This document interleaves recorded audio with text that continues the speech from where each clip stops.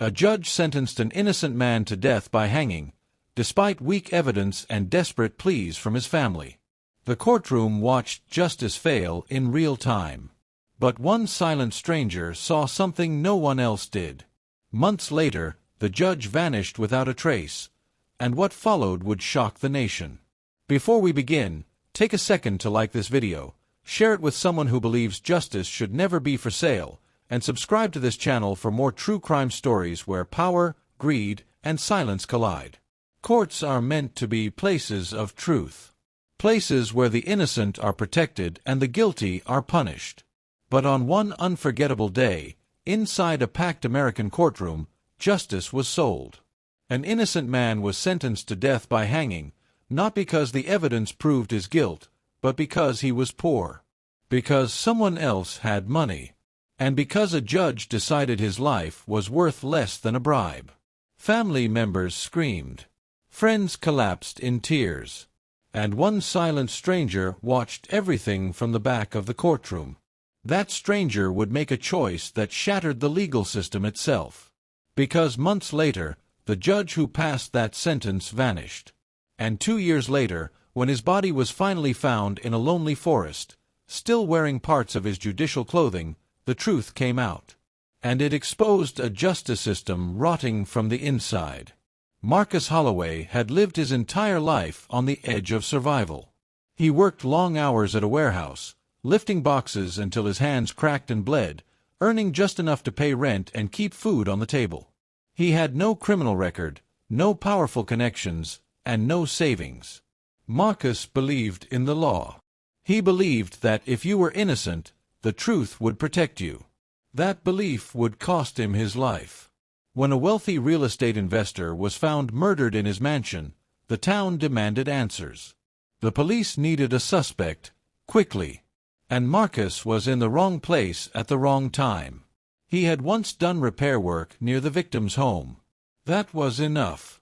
Marcus was arrested, shackled, and thrown into a system that had already decided his fate.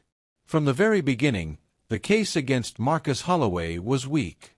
There was no DNA evidence, no fingerprints, no murder weapon. The prosecution relied on circumstantial timelines and a single witness who had initially claimed to see nothing at all. That witness later changed his story, after meeting privately with the victim's family. Marcus's public defender was overwhelmed, handling dozens of cases at once. Motions went unanswered. Evidence requests were delayed or denied. Each court appearance drained Marcus further. He lost weight. His eyes grew hollow. He stopped asking questions, because no one answered them. The system wasn't searching for truth. It was searching for closure. Marcus's family fought as hard as they could. His mother sold her wedding ring. His sister borrowed money she could never repay. Friends organized small community fundraisers that raised just enough to keep hope alive, but not enough to change the outcome. Every dollar they scraped together was insignificant compared to the wealth of the victim's family. In this courtroom, justice had a price tag, and Marcus Holloway couldn't pay it. Judge Harold Whitmore had spent decades building an image of authority. He was known for harsh sentences, especially against defendants who came from poor neighborhoods. Politicians praised him for being tough on crime. Newspapers described him as fearless. But behind the scenes, Whitmore lived far beyond his means. Luxury vehicles, private vacations, offshore accounts. People noticed, but no one challenged him. A judge, after all, was untouchable. As the trial approached its final phase, the real killer grew desperate. The truth threatened to destroy an entire powerful family. Through discreet intermediaries, the family made an offer, one that could never be traced directly. A huge amount of money, in exchange for a conviction. Judge Whitmore didn't hesitate. The verdict was decided long before the courtroom filled with grieving faces.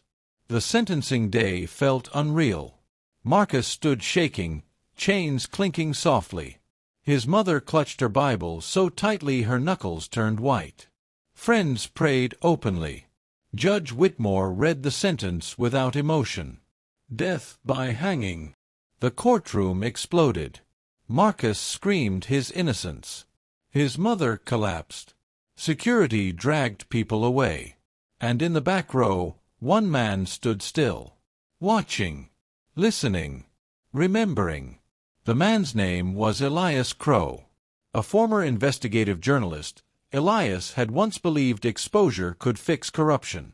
Years earlier, he had uncovered scandals that went nowhere, buried by money and influence.